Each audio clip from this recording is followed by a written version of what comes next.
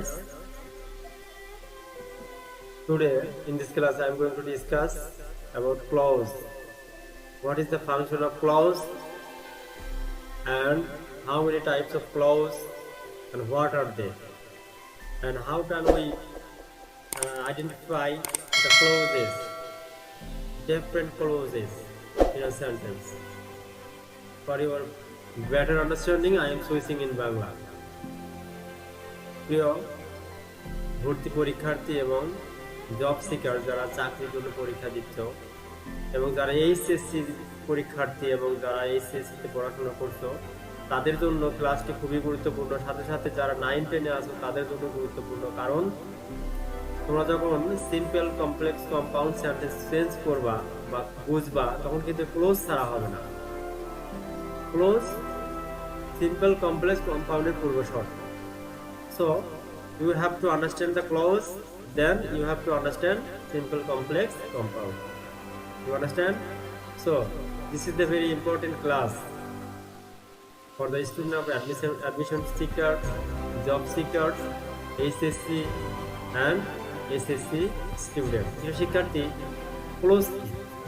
Close হলো খণ্ডবাক্য বা বাক্যাংশ যার মধ্যে একটা ফাইনাইট ভার্ব থাকবে, একটা সাবজেক্ট থাকবে। তাহলে কি বললাম যে ক্লোজ হলো একটা খণ্ডবাক্য বা বাক্যাংশ যার মধ্যে একটা ভার্ব থাকবে, ফাইনাইট ভার্ব থাকবে এবং একটা সাবজেক্ট থাকবে। এটা হলো ক্লোজ। এবং সেটা শুধু তাই নয়, এটা কিন্তু বড় একটা বাক্যের অংশ হিসেবে ব্যবহৃত হবে। বড় বাক্যের অংশ না হলে কিন্তু আমরা ক্লোজ বলতে পারবো। বুঝতে পারছো? যেমন আমরা এর সংজ্ঞাটা দেখে নিচ্ছি। Close. A clause is a part of a sentence having a subject and a finite verb. That means a clause must have a subject and a finite verb. You understand?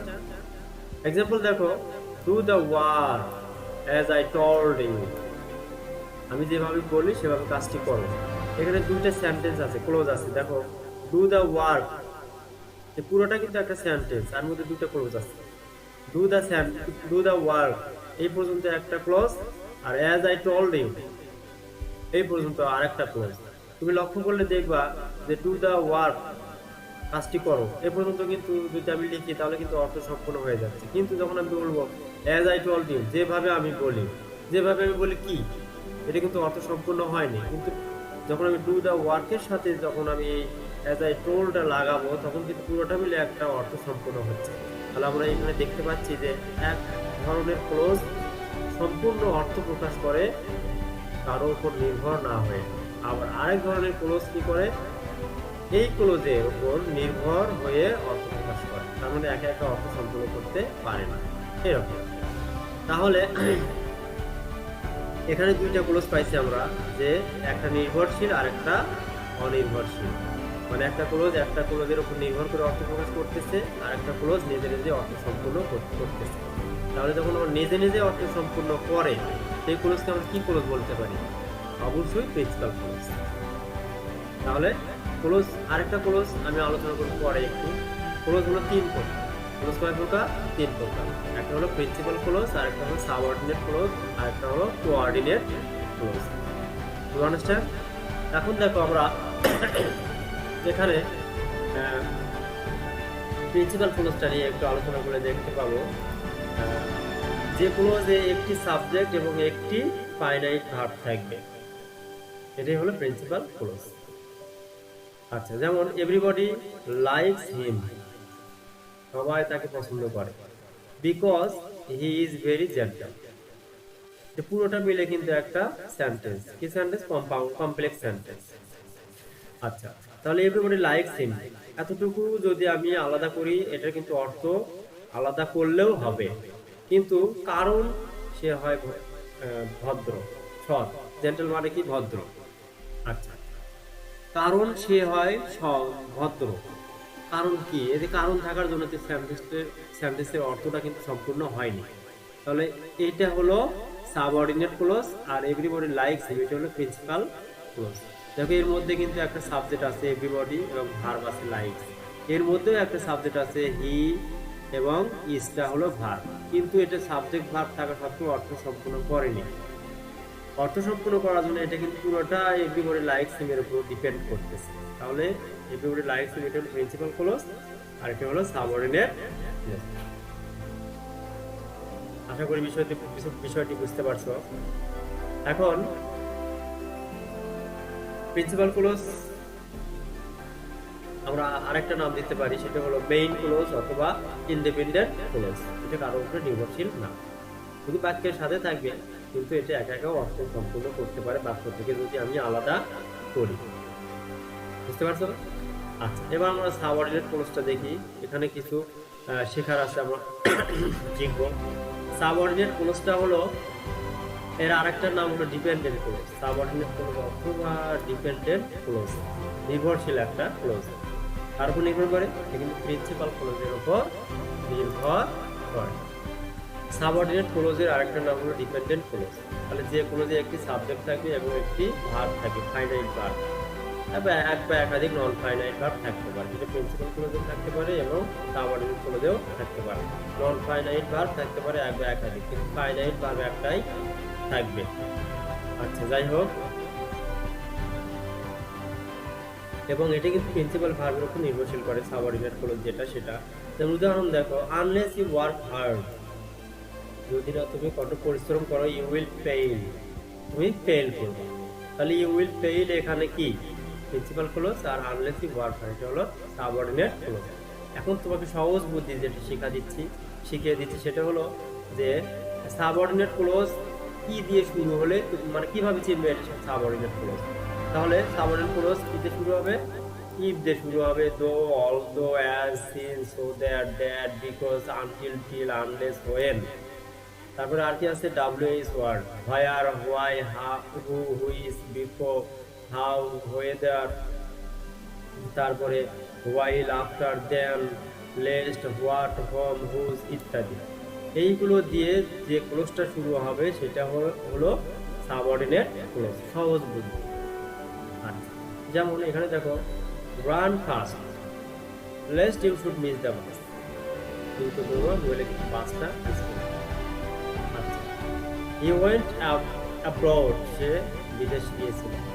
After he had finished his studies, তার পড়াশোনা শেষ করার পরে। এখানে দেখো, এখানে উপরে সেন্টেন্সে রান ফাস্ট এটা হলো প্রিন্সিপাল ক্লজ, আর লেস্ট দিয়ে যেটা শুরু হয়েছে উপর থেকে এই পর্যন্ত এটা হলো subordinate clause.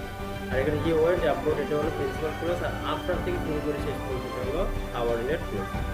The book I borrowed from the library is very interesting to read.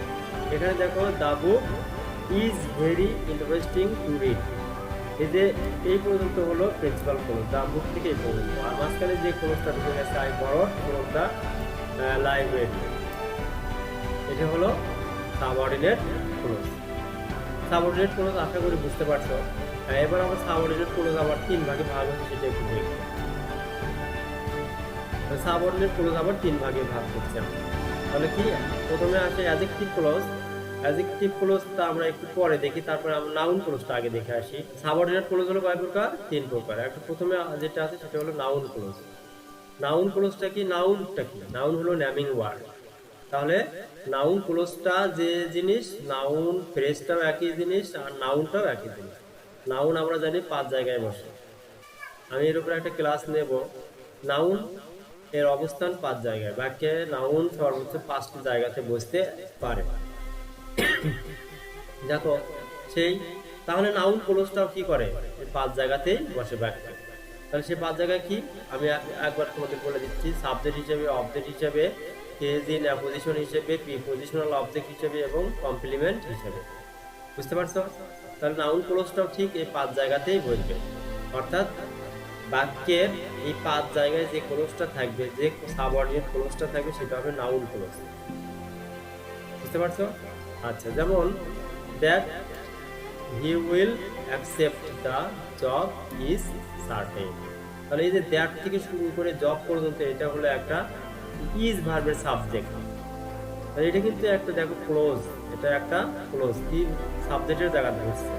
তাহলে সাবজেক্টের জায়গায় বসলে যেটাই বসুক, ক্লোজ আর ফ্রেজ অথবা ওয়ার্ড বসুক, সেটা কিন্তু নাউন অথবা প্রোনাউন। যেহেতু প্রোনাউন কোনো ক্লোজ নাই, তাহলে এটা নাউন ক্লোজ। You understand? আবার দেখো এখানে হোয়াই শি ওয়েন্ট দেয়ার, এই যে এখানে দেখো আবার হোয়াই শি ওয়েন্ট দেয়ার, কেন সে সেখানে গিয়েছিল ইজ আননোন, অজানা। এই যে হোয়াই শি ওয়েন্ট দেয়ার, এইটা কিন্তু ইজ ভার্বের সাবজেক্ট, বুঝতে পারছো? তাহলে এটা সাবজেক্ট হিসেবে বলছে, এটাও কিন্তু নাউন ক্লোজ। তারপরে আবার দেখো অবজেক্ট হিসেবে যে আই নো, আমি জানি, এটা হলো প্রিন্সিপাল ক্লোজ। দ্যাট দিয়ে যেটা শুরু হবে সেটা হলো subordinate clause. That he is innocent, আমি কি জানি? আমরা জানি ট্রানজিটিভ ভার্বকে যখন আমরা কি অথবা কাকে দিয়ে প্রশ্ন করব তখন আমরা কিন্তু অবজেক্ট পাবো। তাহলে এখানে অবজেক্ট কিভাবে পাবো সেই কৌশলটা তোমার কাজে লাগাতে হবে। যেমন আই নো, আমি জানি, কি জানি? হি ইজ ইনোসেন্ট, যে নির্দোষ। তাহলে এই যে নোটা হলো ট্রানজিটিভ ভার্ব, এই ট্রানজিটিভ ভার্বের অবজেক্ট হিসেবে এটা বসছে। এটা যদি ইনট্রানজিটিভ ভার্ব হইতো তাহলে কিন্তু এটা আর কি হইতো না, নাউন ক্লোজ হইতো না, এটা তখন অ্যাডভার্বিয়াল ক্লোজ হইতো। You understand? আচ্ছা, তারপরে দেখো দ্য থিপ কনফিউজড, এটা কিন্তু কি একটা প্রিন্সিপাল ক্লোজ। তো কি স্বীকার করলো, কি স্বীকার করলো? এই দেখো উত্তর আছে how he had committed the crime, কিভাবে সে অপরাধটা সংগঠিত করেছে, ঘটাইছে, সেটা সে স্বীকার করলো। তাহলে এই যে কি প্রশ্নের উত্তর কিন্তু how he had committed the crime, এই ক্লোজটা দিচ্ছে। তাহলে এই ক্লোজটা হলো নাউন ক্লোজ। কি বা কাকে দ্বারা প্রশ্ন করলে নাউন ক্লোজ চলে আসবে অবজেক্টের জায়গা থেকে। আবার দেখো আই নো, আমি জানি, কি জানি? হোয়ার হি লিভস, কোথায় সে বাস করে। আমি কি জানি উত্তর আসবে কিন্তু কোথায় সে থাকে, এইটা। তাহলে এটা হলো এই ভার্বের নাউন ক্লোজ অবজেক্ট হিসেবে। You understand? তারপরে দেখো হি বিলিভস দ্যাট, সে বিশ্বাস করে যে হি ইজ অনেস্ট, সে বিশ্বাস করে, কি বিশ্বাস করে? হি ইজ অনেস্ট, সে হয় সৎ। তাহলে এখানে হি বিলিভস এটা হলো প্রিন্সিপাল ক্লোজ, আর যে সে হয় সৎ, এটা হলো সাবঅর্ডিনেট ক্লোজ। যেহেতু বিলিভ ভার্বের অবজেক্ট হিসেবে এটা বলছে তাহলে এটা নাউন ক্লোজ। দেখো নাউন ক্লোজ যখন ট্রানজিটিভ ভার্বের অবজেক্ট হিসেবে কাজ করে এবং দ্যাট দিয়ে শুরু হয়, ট্রানজিটিভ ভার্বের অবজেক্ট হিসেবে কাজ করে, কথাটা কিন্তু ভুল হয়, এবং সেটা দ্যাট দিয়ে শুরু হয়, তখন উক্ত দ্যাটকে কিন্তু আমরা বাদ দিতে পারি, যেটা আমি আগে উদাহরণ দিয়েছি একটা। তাহলে I hope you will come to my party, আমি কি, এখানে কিন্তু দ্যাট অমিট করা যায়, সাইলেন্ট রাখা যায়। আই হোপ দ্যাট লিখলে কোনো সমস্যা নেই, না লিখলেও সমস্যা নাই। পরীক্ষার খাতায় দ্যাট দেয়া থাকতেও পারে, নাও থাকতে পারে, কিন্তু ভার্বের দিকে তাকাবো যে ভার্বটা ট্রানজিটিভ না ইনট্রানজিটিভ। আচ্ছা, you will come to my party, এটা হলো অবজেক্ট হিসেবে ট্রানজিটিভ ভার্বের noun close.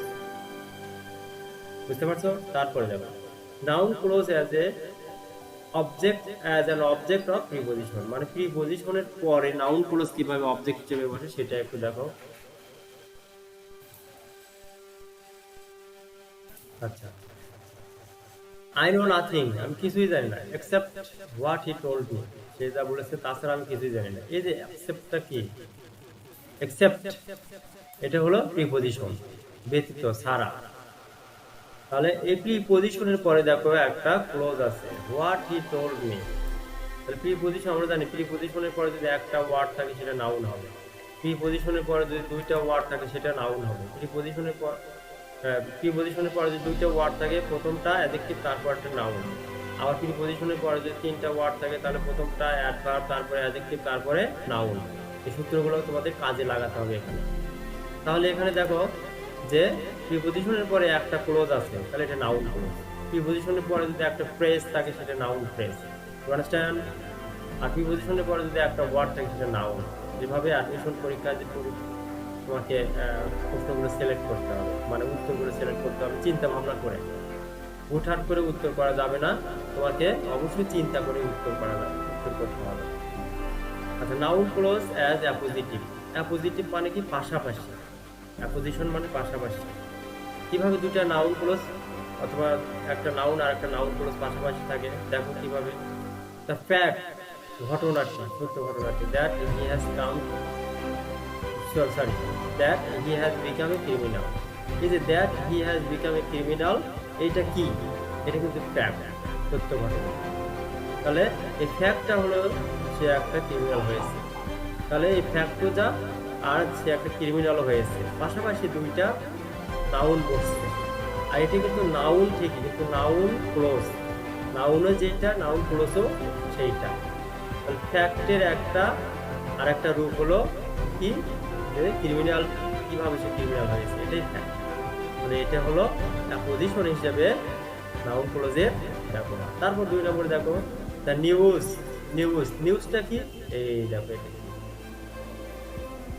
That a tiger had been seen in the village, কি গ্রামে একটা বাঘ দেখা গিয়েছিল, এটাই হলো নিউজ। নিউজ আর এই ক্লোজটা কি পাশাপাশি বসছে, দুটাই কিন্তু এক। নিউজটা বিস্তারিত তুলে দিচ্ছে, আর একটা পরিচয় তুলে ধরছে।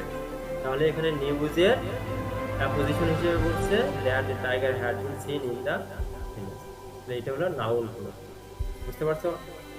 আচ্ছা, দ্য অ্যাক্সিডেন্টটা কি হয়েছিল, সেই অ্যাক্সিডেন্টের পুরোটা লিখে দিছে এখানে।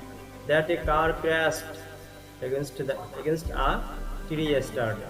এই দেখো, আর দ্যাট থেকে শুরু করে স্টার্টে পর্যন্ত একটা ক্লোজ। এই ক্লোজটা কি কি বোঝাচ্ছে, সে বোঝানোটা হলো অ্যাক্সিডেন্ট। তাহলে অ্যাক্সিডেন্ট হলো এই ক্লোজ।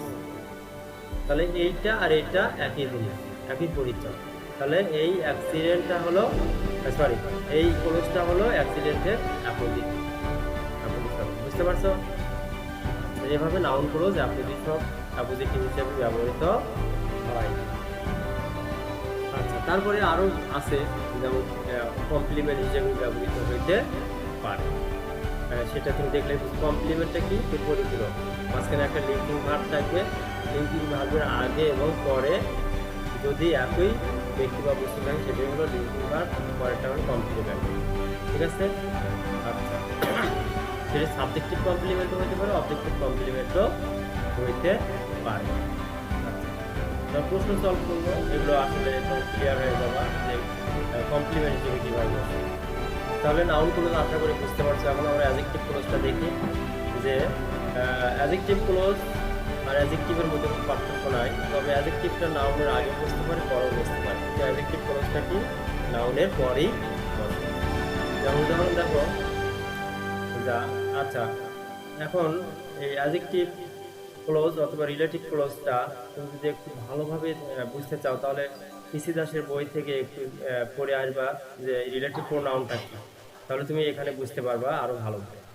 আচ্ছা, যাই হোক, তাহলে অ্যাডজেক্টিভ ক্লোজ অ্যাডজেক্টিভের মতোই কাজ করে। কোনো নাউন অথবা প্রোনাউনের দৈর্ঘ্য, অবস্থা, সংখ্যা, পরিমাণ এগুলো বোঝায়, সেই নাউনের পরে বসে। একটা উদাহরণ আমি লিখছি যে do you know the man, এই যে ম্যান পর্যন্ত দেখো, তুমি কি লোকটিকে চেনো? Who came here last night, যে গত রাতে এখানে এসেছিল। দেখো, who came here last night, এই পুরোটা ক্লোজ কিন্তু এই যে ম্যানকে বুঝাইছে, তার সম্পর্কে অতিরিক্ত তথ্য দিচ্ছে। এটা হলো দ্য ম্যান হলো হু কেম হিয়ার লাস্ট নাইট, এই ক্লোজের অ্যান্টিসিডেন্ট হলো দ্য ম্যান। আরেকটা কথা হলো যে রিলেটিভ প্রোনাউন যেটা থাকবে তার আগে কিন্তু একটা অ্যান্টিসিডেন্ট থাকবে, এই অ্যান্টিসিডেন্টের পরে যে ক্লোজটা থাকবে সেটাই হলো রিলেটিভ ক্লোজ অথবা অ্যাডজেক্টিভ ক্লোজ। বুঝতে পারছো? আচ্ছা, এটা যদি অ্যান্টিসিডেন্ট না থাকতো তাহলে কিন্তু নাউন ক্লোজ হয়ে যাবে, অথবা ভার্ব অনুযায়ী সেটা অ্যাডভার্বিয়াল ক্লোজ হয়ে যাবে। যদি অ্যান্টিসিডেন্ট থাকে তাহলে সেটা অ্যাডজেক্টিভ ক্লোজ, অ্যান্টিসিডেন্ট না থাকলে সেই ভার্বটা যদি ট্রানজিটিভ হয় তাহলে নাউন ক্লোজ হবে, ভার্বটা যদি ইনট্রানজিটিভ হয় তাহলে সেটা অ্যাডভার্বিয়াল ক্লোজ হবে। এটা পরে আলোচনা করবো। আমরা দেখো this is the grammar book, এটা একটা close. Which should be read carefully, যেটা সতর্কতার সাথে কেয়ারফুলি পড়া উচিত। এই যে বুক, গ্রামার বুক, এটা হলো which should be read carefully, এটার অ্যান্টিসিডেন্ট হলো গ্রামার বুক।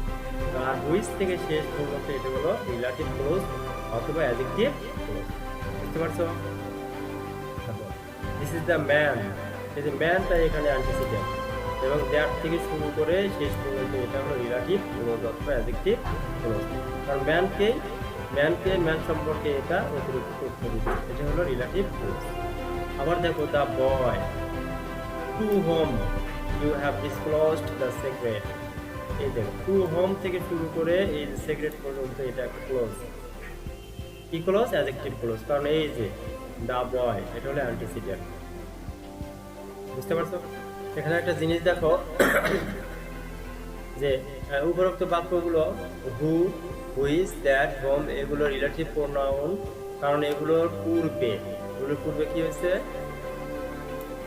রিলেটিভ প্রোনাউন, কারণ এগুলোর পূর্বে তাদের অ্যান্টিসিডেন্ট রয়েছে। অ্যান্টিসিডেন্ট মানে হলো নাউন অথবা প্রোনাউন, ঠিক আছে? রিলেটিভ প্রোনাউনের আগে যে নাউন অথবা প্রোনাউন থাকে সেটা হলো অ্যান্টিসিডেন্ট, পূর্বগামী কোনো নাউন বা প্রোনাউন। কার পূর্বগামী? রিলেটিভ প্রোনাউনের। বুঝতে পারছো? আচ্ছা, এখানে দেখো যে উপরোক্ত বাক্যগুলোতে হু, হুইচ, দ্যাট, হোম এগুলো কিন্তু রিলেটিভ প্রোনাউন। এগুলো রিলেটিভ প্রোনাউন কারণ এগুলো পূর্বে তাদের অ্যান্টিসিডেন্ট রয়েছে। অ্যান্টিসিডেন্ট থাকলে সেগুলো রিলেটিভ প্রোনাউন এবং অ্যান্টিসিডেন্ট রিলেটিভ প্রোনাউন থেকে শুরু করে যে ক্লোজ থাকবে সেটা হলো রিলেটিভ ক্লোজ অথবা অ্যাডজেক্টিভ ক্লোজ। আচ্ছা, বাদ দাও। এখানে একটা নোট দেখো, রিলেটিভ প্রোনাউন যখন অ্যাডজেক্টিভ ক্লোজ এ ট্রানজিটিভ ভার্বের সাবজেক্ট হিসেবে কাজ করে তখন সেটা অমিট বা বাদ দেয়া যায়। বুঝতে পারছো? যেমন the book which I borrowed from the library, এখানে কিন্তু ওই যে হুইচ আছে এটা কিন্তু যখন ট্রানজিটিভ ভার্বের, এটা যখন তোমার হলো ট্রানজিটিভ ভার্বের সাবজেক্ট হিসেবে কাজ করবে তখন কিন্তু এই হুইচটা কি করা যায়? অমিট করা যায়। যেমন the book I borrowed from the library is very interesting, হুইচের এখানে আর দরকার নাই। আবার the girl whom disturb is বন্ধ, এখানে হোমটাও অমিট করা যাবে। এবার দেখো যে অ্যাডভার্বিয়াল ক্লোজ। অ্যাডভার্বিয়াল ক্লোজটা কি? যে adverbial phrase, adverbial close transitive ভার্বের পরে যদি কোনো ক্লোজ থাকে সেটা হবে নাউন ক্লোজ, আর যদি ইনট্রানজিটিভ ভার্বের পরে কোনো ক্লোজ থাকে সেটা হবে অ্যাডভার্বিয়াল ক্লোজ। এক কথায় শেষ। মনে রাখবা যে ট্রানজিটিভ আর ইনট্রানজিটিভ ভার্ব কি, এটা পড়ে তারপরে ক্লোজটা করবা। তাহলে আমি আরো সহজ করে দিচ্ছি যে অ্যাডভার্বিয়াল ক্লোজ বাক্যে অ্যাডভার্বের মতোই কাজ করে, ঠিক আছে? এখন তুমি আরো সহজ করে চিনবা যে অ্যাডভার্বিয়াল ক্লোজ কি দিয়ে শুরু হয়, কি দিয়ে শুরু হলে অ্যাডভার্বিয়াল ক্লোজ হয়। তাহলে এগুলো পড়ে নিবা। আরো আছে এই যে ইফ, দো, although, so dot dot that, in order two, so as to, as, since, so that, because, until, till, unless, before, whether, তারপর after, then, least, as soon as এইগুলো দ্বারা যে ক্লোজ শুরু হবে সেটা সরাসরি অ্যাডভার্বিয়াল ক্লোজ। বুঝতে পারছো? এই ক্লোজ দ্বারা কিন্তু নাউন অথবা অ্যাডজেক্টিভ ক্লোজ কখনোই শুরু হবে না। এই ওয়ার্ডগুলো দ্বারা কখনো নাউন অথবা অ্যাডজেক্টিভ ক্লোজ শুরু হবে না। এগুলো দিয়ে শুরু হবে চোখ বন্ধ করে, যেটা অ্যাডভার্বিয়াল ক্লোজ। তবে কিছু কিছু ক্ষেত্রে ব্যতিক্রম হইতে পারে, যদি ট্রানজিটিভ ভার্বের পরে বসে তাহলে কিন্তু সেটা আবার নাউন ক্লোজ। যেমন I will let you know as soon as the result, এই যে as soon as the result come out, ঠিক আছে? I will let you know, আমি তোমাকে জানাবো যখনই রেজাল্ট পাবলিশ হবে। এটা হলো adverbial clause. He is poor, যদিও সে গরিব, হি ইজ অনেস্ট, দো থেকে শুরু করে পোর পর্যন্ত adverbial clause. If he came, যদি সে আসতো, he could know the news, সে খবরটি জানতে পারত। No, do the work as I told you, ঠিক আছে? এই যে do the work as I told you, as I told you, as দিয়ে শুরু হয়েছে, এটা adverbial clause. You must work hard to, আর ইন অর্ডার টু, অথবা so as to pass the exam. তাহলে এই যে pass the exam, in order two যাই থাক সেগুলোতে শুরু হয়েছে পাস দ্য এক্সাম, এটা হলো অ্যাডভার্বিয়াল ক্লোজ। আচ্ছা, the team was so hot, the T was so hot, এই যে এটা হলো প্রিন্সিপাল ক্লোজ। আর দ্যাট থেকে শুরু করে that it burn my tongue, এই পর্যন্ত হলো অ্যাডভার্বিয়াল ক্লোজ। তারপর দেখো সিন্স হি ওয়াজ ইল, এই পর্যন্ত অ্যাডভার্বিয়াল ক্লোজ, আর বাকিটুকু। তারপরে ওয়েট হিয়ার, এটা principal clause, until I come back, এটা সাবঅর্ডিনেট ক্লোজ। এইখানে দেখো যে হোয়েন, হোয়ার, হোয়াই, হাউ ইত্যাদি দ্বারা শুরু হলেই আমরা মনে করি যে এটা অ্যাডভার্বিয়াল ক্লোজ। এটা কিন্তু ঠিক না। আমি তোমাকে আগেই বলছিলাম যে ট্রানজিটিভ ভার্বের পরে বলবে নাউন ক্লোজ, আর ইনট্রানজিটিভ ভার্বের পরে অ্যাডভার্বিয়াল ক্লোজ। এটা কিন্তু মনে রাখতে হবে, কিন্তু আসলে তার ঠিক না। কারণ এগুলো দ্বারা শুরু হয়ে যদি এগুলোর পূর্বে অ্যান্টিসিডেন্ট থাকে তাহলে কিন্তু সেটা নাউন ক্লোজ হয়ে যাবে। আর যদি অ্যান্টিসিডেন্ট না থাকে, ট্রানজিটিভ ভার্বের পরে থাকে নাউন ক্লোজ, আর যদি ইনট্রানজিটিভ ভার্বের পরে থাকে সেটা হলো অ্যাডভার্বিয়াল ক্লোজ। আশা করি বুঝতে পারছি। এক কথায় মনে রাখবা, যদি অ্যান্টিসিডেন্ট থাকে তাহলে অ্যাডজেক্টিভ ক্লোজ, যদি অ্যান্টিসিডেন্ট না থাকে তাহলে দুই ক্লোজ হতে পারে, এটা নাউন ক্লোজ অথবা অ্যাডভার্বিয়াল ক্লোজ। নাউন ক্লোজ কখন হবে? যদি ভার্বটা ট্রানজিটিভ হয়, আর অ্যাডভার্বিয়াল ক্লোজ কখন হবে? যদি ভার্বটি ইনট্রানজিটিভ হয়। বুঝতে পারছো? যেমন এখানে দেখো, can you remember the time, এই যে টাইম, এখানে দেখো টাইম আছে, এই টাইমটা হলো তোমার হলো অ্যান্টিসিডেন্ট, আর when the accident took place এটা হলো নাউন, সরি অ্যাডজেক্টিভ ক্লোজ। তাহলে can you remember, can you remember, এই যে দেখতে পাচ্ছ তার টাইমটা হলো এখানে কি অ্যান্টিসিডেন্ট হলো কার? When the accident took place. তাহলে এখানে এটা হলো অ্যাডজেক্টিভ ক্লোজ। বুঝতে পারছো? আবার হোয়েন, হোয়ার, হোয়াই, হাউ ইত্যাদি দ্বারা শুরু হয়ে যদি বাক্যে অবজেক্ট বা সাবজেক্ট হিসেবে কাজ করে, যেটা আমি তোমাকে বলছি, তাহলে সেটা কিন্তু অ্যাডভার্বিয়াল ক্লোজ না হয়ে নাউন ক্লোজ হবে। যেমন উদাহরণ দেখো, আই নো, আমি জানি। কি জানি? হোয়ার হি লিভস, কি এর উত্তর দিলে সেটা অবজেক্ট, নাউন ক্লোজ। এটা হলো ট্রানজিটিভ ভার্ব, আর হোয়ার হি লিভস হলো তার অবজেক্ট, তাহলে হোয়ার হি লিভস। কিন্তু এটা কিন্তু অ্যাডভার্বিয়াল হইতে পারতো। কিভাবে হইতে পারতো? এইখানে দেখো যে আই উইল গো, কোথায় গেল? I will go where none has gone before. এই যে গোটা এখানে কি ইনট্রানজিটিভ ভার্ব, এই জন্য এই হোয়ার নান হ্যাজ গান বিফোর এটা হলো তার কি, এটা হলো অ্যাডভার্বিয়াল ক্লোজ। সে এখানে এসেছিল এবং আমাকে ঘটনাটি বলেছিল। এখন এই যে হি কেম হিয়ার, সে এখানে এসেছিল এবং ঘটনাটি আমাকে বলেছিল। বুঝতে পারছো? তাহলে এই যে কোঅর্ডিনেট ক্লোজটা হলো এখানে কোনটা? হি কেম হিয়ার। কোঅর্ডিনেট ক্লোজ দুইটা স্বাধীন বাক্য যুক্ত থাকবে অ্যান্ড অর বার দ্বারা।